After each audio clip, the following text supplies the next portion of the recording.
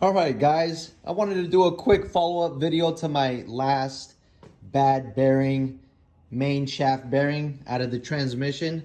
And I wanted to do a quick update video because not only is it this bearing that's bad, which is one of the input shafts bearing, but also I guess there's a secondary one that's in the case, in the other part of in the other half of the case, which is another input shaft, main shaft bearing.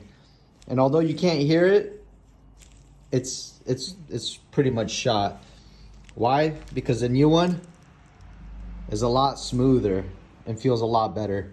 Anyways, let me show you where that goes. That fits in there. So I was able to pull it out with a puller. And yeah, the bigger one goes in there, and then the secondary or the other smaller bearing goes in there. And of course,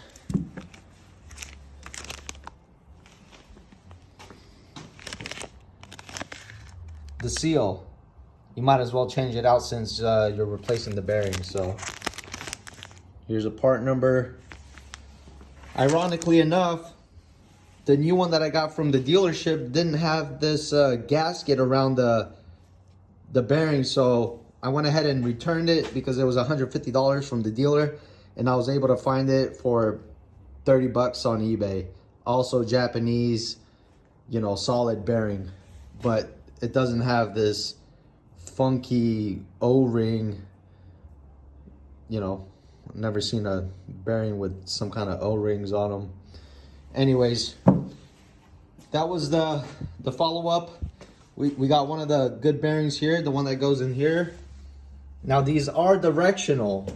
So this is the flat end, and this side here has a little concave.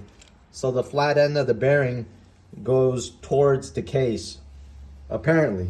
So that's what I've read for that one. Now this one, that goes in here. It looks identical on both sides, but you can see where there's a little bit of wear from where the shaft sits.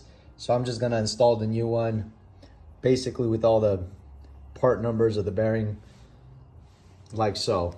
Anyways, that's where I'm at now. We're waiting on one more bearing, and I'll keep you guys updated. Don't forget to subscribe, and thank you very much.